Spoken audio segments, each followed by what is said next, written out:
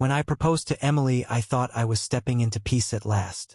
Instead, I opened a door to a silence that hums, a house that keeps what it loves, and a family that believes nothing is ever truly lost, only waiting to be found again. When I proposed to Emily, I thought my life had finally reached a place of calm after years of drifting through small disasters that had always seemed to circle my family like weather that never cleared. I am not a man who expects perfection from anyone, but I had come to believe that stability was something you could earn with time, patience, and good intentions. For a while that belief held true. Emily said yes, the sky looked clean that afternoon, and even my mother sounded happy when I called to tell her. That lasted about 5 days. My family has a strange way of showing love. We are not the kind that argues loudly across the dinner table. We are the kind that avoids every subject that might start an argument until the air feels thick with things unsaid. My mother especially lives by that rule. She believes peace is maintained not by honesty but by pretending the ugly parts do not exist. Her logic is that people can only be happy if they are never forced to face how they actually feel. It is exhausting. The problem started with my older brother Mark. We had not spoken in almost 7 years after something that still makes my stomach tighten when I think about it. During my last year of college, I was dating a woman named Claire, who I believed at the time was the person I would marry. She had a quick laugh and a soft way of talking that made me feel like she understood every half-formed thought in my head. Mark met her once at a family dinner. A few months later, I found out that he had been seeing her behind my back for who knows how long. There was no tearful confession, no apology, just the kind of silence that tells you the person who hurt you does not even think they did anything wrong. When I confronted him, he shrugged and said it just happened, as if betrayal were a kind of weather pattern that no one could control. I walked out of our parents' house that night and did not speak to him again. Over the years, my mother treated the whole thing like a small misunderstanding instead of the earthquake it was. She told me that brothers fight all the time and that I should not hold grudges. She said men make mistakes and family is forever. To her, the worst sin imaginable is making someone uncomfortable by acknowledging that they have done something unforgivable. So I let the distance grow. I built a life that did not include Mark or his careless charm or the quiet guilt that came from knowing that my parents had forgiven him on my behalf. Now that I was planning my wedding, I had no intention of inviting him. It seemed simple enough. He was not part of my life, and the thought of him watching me stand at the altar made my skin crawl. But the moment my mother found out about our engagement, she began her quiet campaign. She called to ask if Mark would be on the guest list, and when I said no, she gasped like I had told her I planned to burn the church down. She said I could not do that to family. I told her calmly that I could and that I already had. That conversation turned into dozens more over the following weeks. She called daily with new reasons why I should change my mind. She said I would regret it later, that the family would judge me, that my father would be disappointed that Mark was trying to be a better person and deserved a chance. She even had a few cousins text me small messages about forgiveness, as if guilt could be delivered in little digital doses. I tried to stay polite, but my patience began to wear thin. One evening, Emily found me sitting in the kitchen staring at my phone, while another message from my mother came in. She did not have to ask what it was about. She just placed her hand on my shoulder and said quietly that this was my wedding and my choice. That moment reminded me why I was marrying her. She has a kind of calm that feels like sunlight after months of overcast days. The final push came when my mother called and said she would not attend the wedding if I did not invite Mark. Her voice shook a little when she said it, as if she wanted me to believe it hurt her to draw that line, but I knew she was bluffing. She has always believed that threats are just tools to keep the family together. Still, hearing her say it stung more than I expected. I told her I would think about it just to end the conversation, but instead of sending Mark an invitation, I sat down and wrote him a letter. I told him that what he did years ago destroyed something in me that I could never rebuild. I said that my wedding was a celebration of trust and that he had no place in it. I explained that I was not angry anymore, but that forgiveness and reunion were not the same thing. I mailed it the next morning and felt lighter for the first time in weeks. A few days later, Mark texted me a single sentence asking if I was still holding a grudge. I deleted it without replying. I thought that would be the end of it, but my mother called again the next day. She sounded furious this time, not sad. She said Mark had shown her my letter and that she could not believe I would be so cruel. She said family does not write things like that. I told her that maybe family should. That night, as I lay in bed beside Emily listening to the sound of her breathing, I realized that peace in my family had always been a performance and I had just ruined the show. Yet, for the first time, I felt like I was finally standing on solid ground. I did not know what the next week would bring, but I had a feeling that this fight was far from over. The next turn in this quiet storm did not come from my family. After a week of tense calls with my mother, the noise simply shifted across town. It found a new home in Emily's mother, who has a gift for stirring calm waters until they look deep enough to drown in. She moves through life like rules are decorations. She smiles often but never listens. It began on a Sunday evening. Emily and I had spent the afternoon packing small favor boxes for the reception. We had been rehearsing the ceremony, trying to make it feel like ours instead of something managed by parents who never learned to let go. She slipped off her wedding ring while working with tape because it kept snagging on the edge. She placed it near the sink. Later, we drove to her mother's house with dessert. That is our usual routine. Dinner went on longer than planned. Her mother offered advice on every topic, from seating charts to the color of the napkins. Emily smiled through it all. I stayed quiet. When we finally left, Emily realized in the car that the ring was gone. She said she must have forgotten it at her mother's. I suggested we turn back. She said it could wait until morning. I wanted to agree, but something in me would not. I still remembered the first time her mother lost that ring. It had been months earlier, during another round of arguments about the wedding budget. She had offered to get the ring cleaned as a peace offering. Then she claimed it was misplaced for over 2 weeks. Every day her story changed. First she said the jeweler mailed it late. Then she said a clerk lost the receipt. Later she hinted that the cleaning lady might have taken it. Emily was patient, though her eyes looked tired. I tried to stay calm, though my jaw ached from holding words in. One afternoon, while visiting her mother's house, I noticed something glinting under the soil of a plant by the window. The ring was half buried there. When I asked about it, her mother laughed. She said it was meant as a fun surprise, a little treasure hunt. She said we needed to lighten up. We nodded and moved on because peace in that house was always fragile. But the memory stayed with me. So that night, when Emily said we could leave the ring there, my stomach turned. I told her I wanted to pick it up right away. She sighed and asked if I could not just trust her mother this once.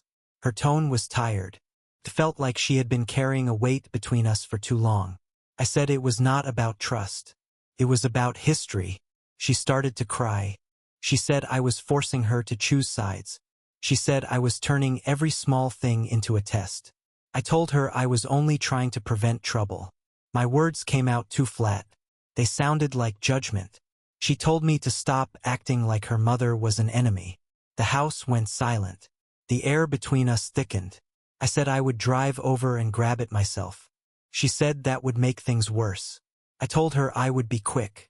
She shook her head and went upstairs. So I left. The rain had stopped earlier that evening. The streets were slick under the headlights. When I pulled up, her mother's porch light was already on. Felt like she had been waiting. I rang the bell. She opened the door with a smile that looked carefully arranged. She said Emily had called. She said the ring was still by the sink. Inside, the kitchen smelled like lemon polish. The counters were spotless. But the ring was not by the sink. It was not in the little dish that held loose keys and buttons. Her mother tooted softly and began opening drawers. She said she was forgetful. She said the ring would show up. She talked too much. I felt the same uneasy heat in my chest that I had felt the first time.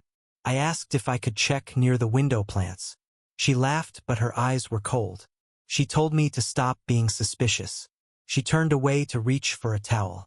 That was when I noticed something glinting inside the drain of the sink. The disposal switch was nearby. I reached toward it to make sure it was off. The kitchen went still. Her mother asked what I had found. Her voice had changed. I leaned closer. I could see metal deep down where the light faded. I took a spoon and touched it. There was a faint ringing sound, like a small bell from far away. I felt my pulse in my fingertips. She stood behind me, not speaking. I looked for a flashlight. There was one hanging near the pantry. I switched it on and aimed it down. The beam hit something round and silver. For a heartbeat I thought it was the ring. Then I saw the shape more clearly. It was not our ring. It was another one. Thicker. Scratched. Old. Her mother stepped closer and said she could explain. Her voice trembled. Not from fear but from something else I could not name. I raised the light and saw her face. Her smile was gone. She said softly that sometimes things fall where they are meant to. Then she told me to come with her to the basement because there was something I needed to see. I did not answer. The kitchen light flickered once. The drain below me gleamed. My hand was still holding the spoon. I realized I had no idea what was waiting downstairs or why the porch light was still on, burning too bright for this hour. I stood there for a moment. The kitchen light buzzed. The air smelled faintly of metal and lemon. I could hear the faint hum of the refrigerator and the steady ticking of a wall clock. Her mother's hand rested on the basement door. She looked at me the way a person looks at a stray dog deciding whether to feed it or send it away. She said again that there was something I needed to see. Her tone was soft but heavy. I wanted to ask what she meant, but the question stayed trapped in my throat. The last thing I wanted was to make her feel powerful by showing fear. So I nodded. She smiled a little. Then she opened the basement door. The hinges groaned. A draft of cool air slid up the stairs. It smelled like dust and old concrete. She flipped a switch on the wall. A single bulb lit up below us.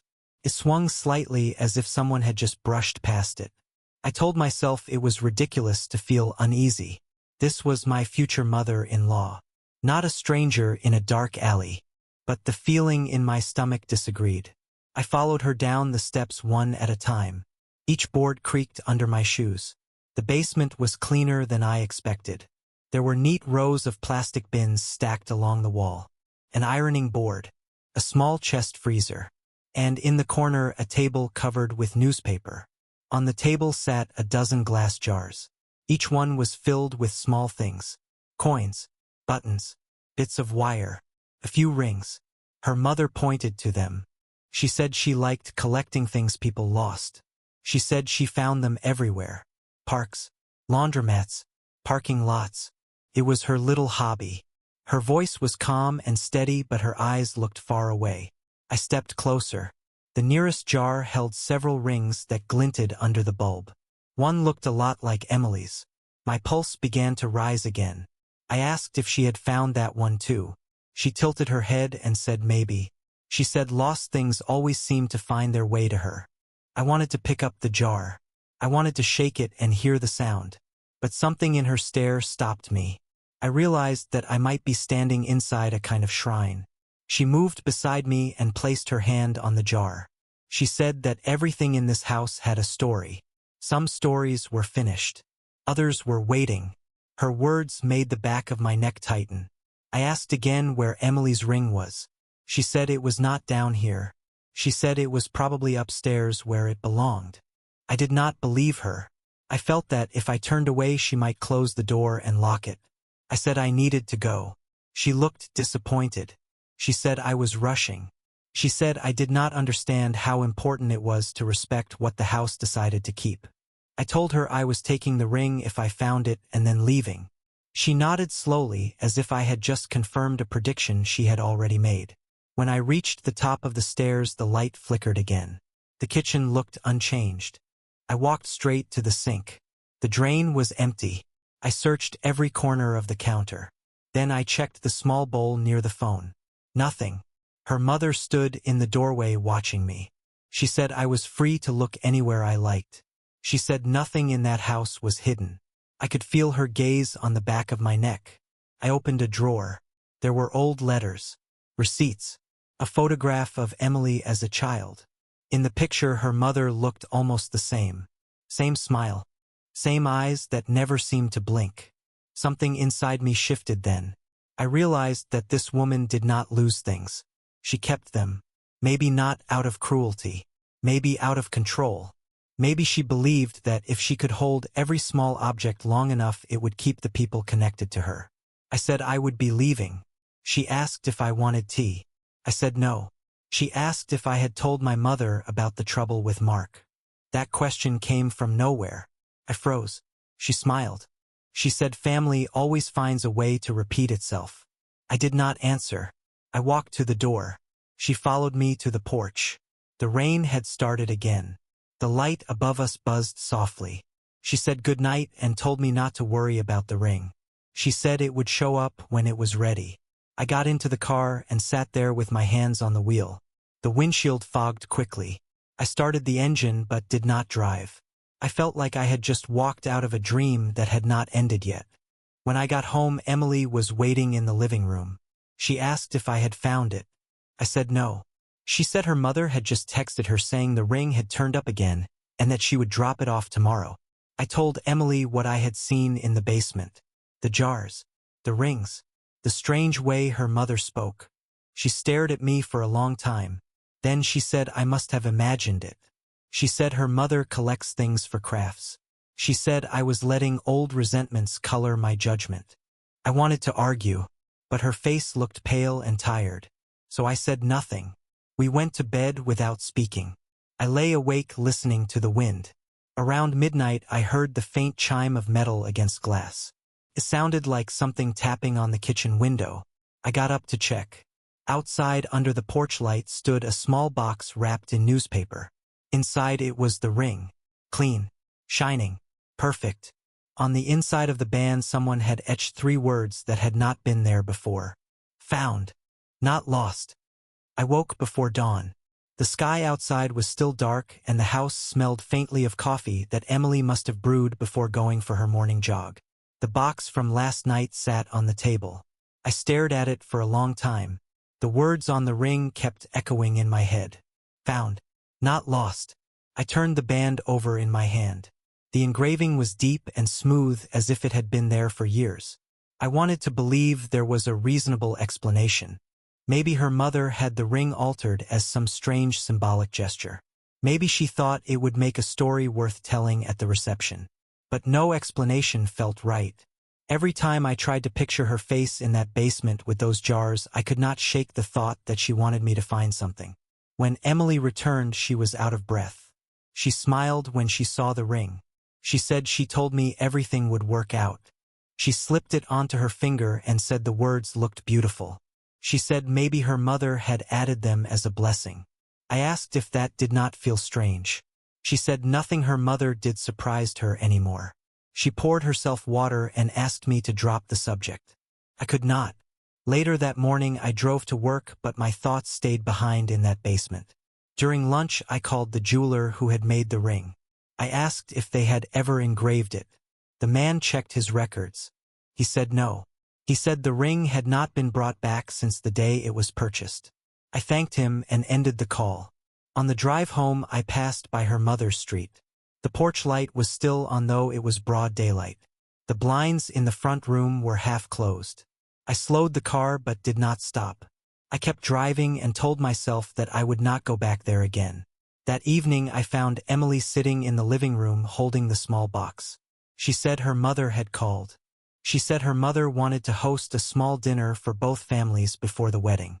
She said it would be nice for everyone to put old tensions aside. I felt my stomach turn. I asked if she had agreed. She said yes. She said it would be good for me and my mother to talk. I laughed quietly. I told her it would take more than dinner to fix what my family had broken. She said it was not about fixing. It was about showing we could coexist. She said her mother would handle everything. I said that was what I was afraid of. The dinner was set for Friday. For the next few days I tried to focus on work, but my mind kept wandering. Every time my phone buzzed, I expected a message from my mother telling me to invite Mark again. Every time the mail arrived, I half expected another small box. On Thursday night, Emily's mother called me directly. She said she wanted to apologize if she had made me uncomfortable. She said she only wanted to help. Her voice sounded calm, but it carried a strange rhythm. Every few seconds there was a pause, as if she were listening to someone else speak in the room. She said she was proud of me for standing up for Emily. She said family bonds are like wires that hum even when you think they are cut. The next day came heavy with clouds. I left work early and drove home to change. Emily looked radiant in a simple blue dress. She seemed excited and anxious all at once. We drove together to her mother's house. The porch light was on again, though the sun had not set. Inside, the table was set for 6. My mother was already there, sitting stiffly with her hands folded. She gave me a polite nod. My father tried to smile, but it looked painful. Emily's mother moved between the kitchen and the dining room with the same practiced ease she used to hide everything. When everyone sat down, she raised her glass and said that she was grateful we were all together at last. She said the past had been heavy, but tonight was for peace. My mother smiled in that tight way that means she disagrees but will pretend otherwise. Emily looked between us, hopeful. The first course came out. Soup, warm and fragrant. Emily's mother watched everyone take their first spoonful before sitting. She turned to my mother and asked about the wedding guest list. My mother said it was small. Her tone was flat. Emily's mother nodded and said she admired boundaries. She said boundaries are how we learn what belongs to us. The air in the room shifted. My mother glanced at me. She asked what that meant. Emily's mother smiled. She said sometimes when something is taken, it is not stolen. It is claimed. The room went quiet. I could feel my heartbeat in my throat. Emily tried to laugh and change the subject. But her mother leaned forward and said she wanted to make a toast to forgiveness. She said forgiveness keeps people from becoming ghosts while they are still alive. I noticed then that the ring on Emily's finger was missing again. I whispered her name. She looked down. Her face drained of color. The skin where the ring had been looked faintly bruised. Her mother raised her glass. The porch light outside flickered once. I reached for Emily's hand and felt the faint ridge of metal pressed against her palm. She was holding the ring tightly, not wearing it. Her mother smiled and said softly that lost things always come back home. That night after the dinner, the sky looked dull and gray. The air felt like wet paper. Emily and I drove home in silence. She stared out the window. I could see her reflection in the glass. Her face was pale. The ring still sat clenched in her hand. When we reached our driveway, she did not move. She said she wanted to sit for a minute. I waited. Finally she spoke. She said she did not remember taking the ring off. She said one moment she was eating soup and the next it was gone. She said she had found it under her napkin as if it had been placed there. I asked if her mother might have done it. She said maybe. She said her mother had been acting strange all night. We went inside. The house felt colder than usual. I locked the door. Emily set the ring on the counter and said she did not want to wear it anymore. She said it made her hand ache. I picked it up. Felt warm even though the room was cold. I set it in a drawer. We went to bed. I could not sleep. Around midnight I heard footsteps in the hall. I sat up. Emily was standing by the door. Her eyes were open but unfocused. She was holding the ring. I called her name. She did not answer. She turned and walked toward the front door. I followed her quietly. She opened the door and stepped outside barefoot. The air was sharp and damp. The porch light from her mother's house down the street glowed faintly in the distance. Emily started walking toward it. I caught up to her and touched her arm. She stopped but did not look at me. She said in a low voice that she needed to return it. She said it belonged where it started. I told her we were going back inside. She resisted for a moment. Then she blinked and looked around like she had just woken from a dream. She asked what she was doing outside. I told her she must have been sleepwalking. She looked terrified. She said she had not sleepwalked since she was a child. We went back in. She started crying quietly. I told her we would figure it out. She said she felt like the ring was following her. I did not know what that meant. She said every time she closed her eyes, she saw her mother's basement and the jars. The next morning she called in sick to work. She stayed in bed. I made coffee and sat at the table staring at the drawer where the ring was. I could feel it in there like a heartbeat. I decided to take it back to her mother myself. Maybe that would end it. I drove over around noon. The porch light was still on. Her car was gone. I knocked. No answer. The door was unlocked. I stepped inside. The house was silent except for the faint buzz of the refrigerator. I called her name. Nothing. I walked to the kitchen. The sink was clean. The floor shone. On the counter sat a small stack of envelopes bound with a red ribbon. My name was written on the top one. I opened it. Inside was a note. The handwriting was elegant and even. It said some things must return to their source. It said if I wanted peace, I should stop trying to separate what was joined. It said I should come downstairs. I looked toward the basement door. It was half open. The light was on below. My chest tightened. I told myself this was madness. I should leave. But something in the letter pulled at me. I opened the door wider. The bulb at the bottom flickered. The air smelled stronger this time, damp and metallic. I went down slowly. The jars were still on the table, but now there were more, twice as many. And in the center of the table sat an empty glass dish. Inside it was a small piece of paper with my name on it. I stepped closer. The note said she had cleaned the ring. It said it was ready to be returned. I looked around. The ring was not there. I turned toward the stairs. She was standing at the top. Her voice was calm. She said the ring was upstairs where it belonged. She said Emily had come for it already. My heart dropped. I ran up the stairs past her. The front door was open. The porch light buzzed. I ran outside. The street was empty. Emily's car was gone. I tried calling her. No answer. I called again and again. Still nothing. I drove home as fast as I could. The house was quiet. Her shoes were gone. The drawer was open. The ring was missing. On the kitchen table sat a small folded note in her handwriting. It said she was going to clear things up. It said not to follow her. I sat down. The world felt still. The wind outside rattled the fence. I looked at the note again. There was a faint smear of something dark on the edge. It looked like soil. I waited for her to come back. Hours passed. The sun set. The porch light turned on automatically. At midnight my phone buzzed. A text from her mother. It said everything is back where it should be. It said you can rest now. I drove there again even though I knew I should not. The porch light burned brighter than before. The front door was locked. I peered through the window. The jars on the table glowed faintly in the light. One of them held something that caught the light and sparkled softly. It was the ring. And behind it in the glass I thought I saw another reflection. A faint shape with hair the same color as Emily's. I did not sleep that night. I sat on the edge of the bed waiting for the sky to change color. Every few minutes I checked my phone. No call. No message. The silence grew heavier than sound. When morning came, I drove straight to her mother's house again. The porch light was still on even though the sun had climbed high. I knocked once, twice. No one answered. The door opened on its own.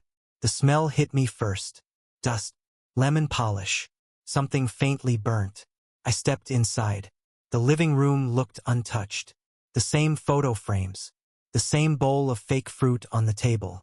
But something about the air felt wrong. Thick. Slow. I called both their names. No reply. I walked toward the kitchen. The stack of jars was gone. The counter was clear. The floor gleamed. On the table sat a single envelope. My name again.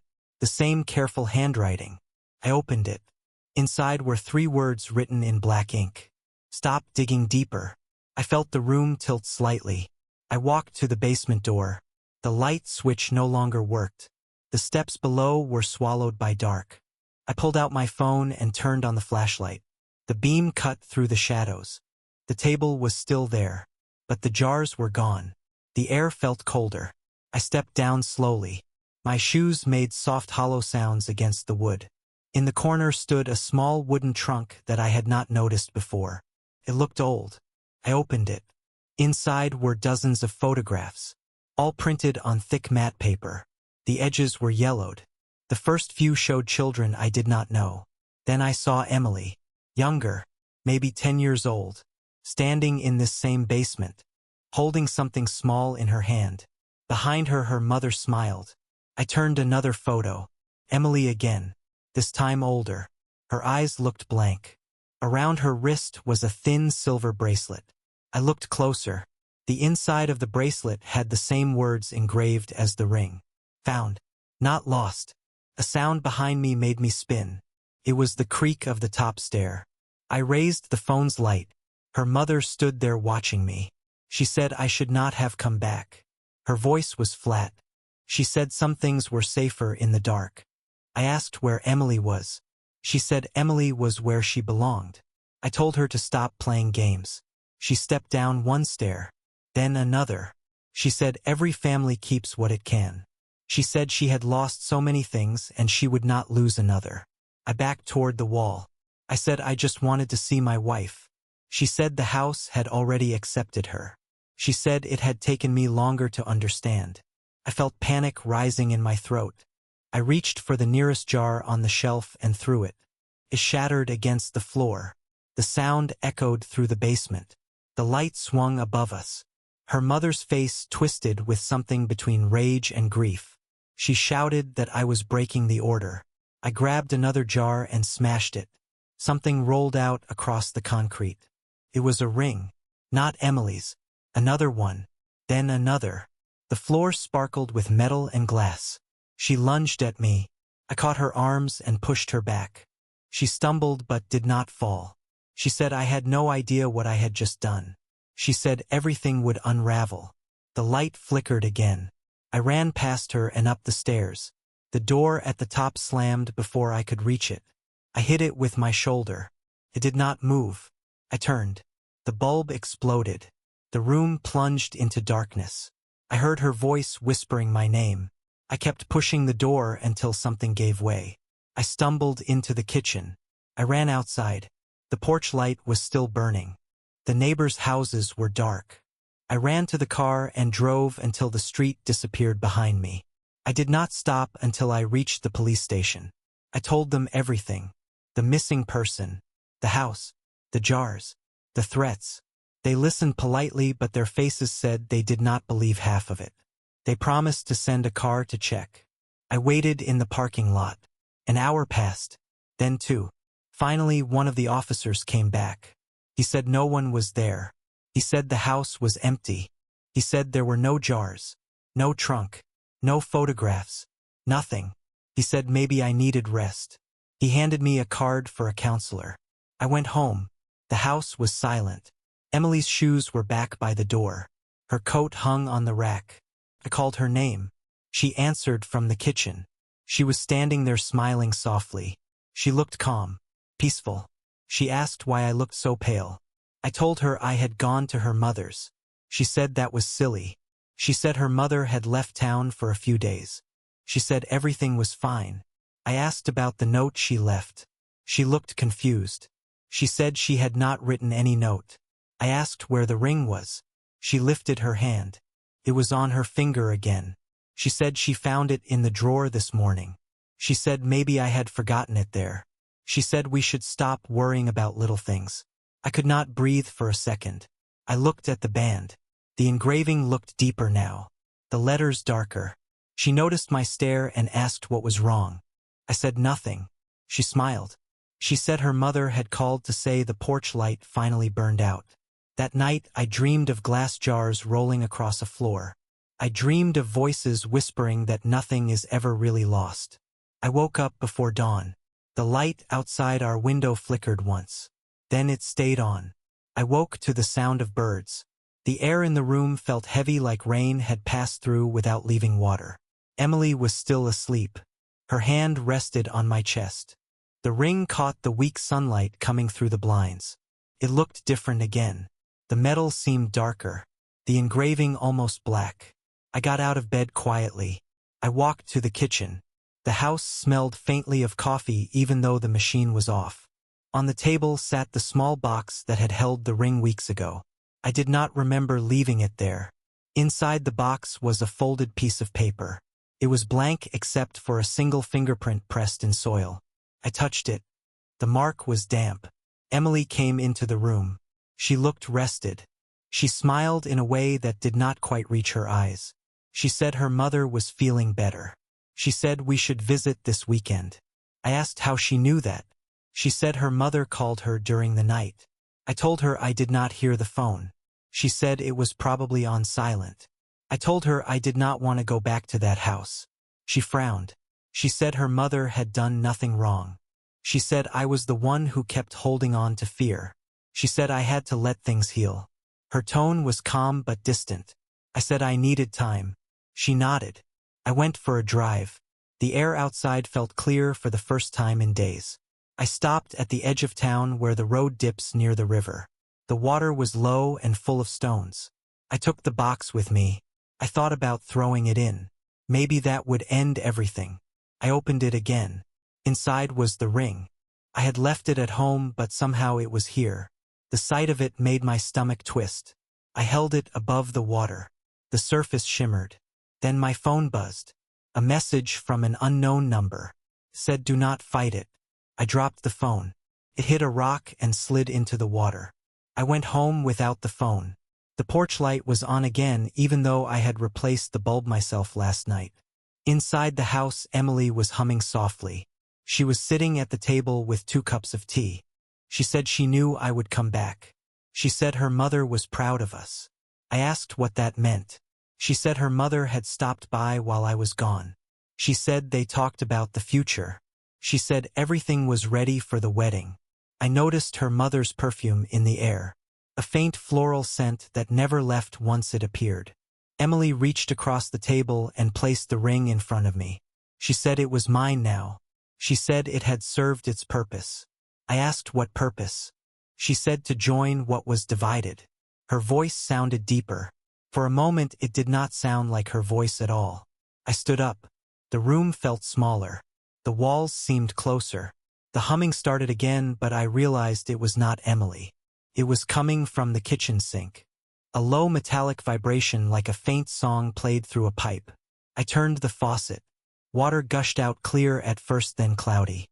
Emily smiled. She said the house was awake. I felt something inside me break then. I grabbed the ring and ran outside. The air was thick with fog. The street was empty. I threw the ring as far as I could into the ditch beyond the yard. It disappeared into the grass. I stood there breathing hard. When I turned around, Emily was standing in the doorway. She looked calm again. She said softly that I should not have done that. She said things that are found cannot stay lost. Then she turned and went back inside. That night I packed a small bag. I left a note on the table. I said I needed time to think. I drove until the houses disappeared behind me. I did not look back. I stopped at a motel near the highway. The sky was dark. The air smelled like rain. I slept for the first time in days. In the morning I woke to a knock at the door. I opened it expecting a cleaner or a clerk. No one was there. On the ground sat the same small box. The ribbon was tied neatly. I picked it up with shaking hands. Inside was the ring. Cold, heavy, clean. I left the motel that afternoon and drove to the river again. I stood on the bridge. I dropped the box into the current. It sank slowly until it vanished. For the first time the air felt still. I went back home that evening. The porch light was dark. The house was quiet. Emily was gone. Her shoes, her coat, her perfume, all gone. On the table sat one final note. It said she had gone to stay with her mother. It said the house needed company. It said everything was right again. Weeks have passed. I have not seen either of them. The house sits empty, but sometimes at night the porch light flickers on. When it does, I swear I can hear faint humming in the pipes. Sometimes I wake and think I see a glow under the sink like a jar catching light. I keep the new house bare. No rings, no jars, no boxes. Yet sometimes when I close my eyes I feel metal pressing against my palm.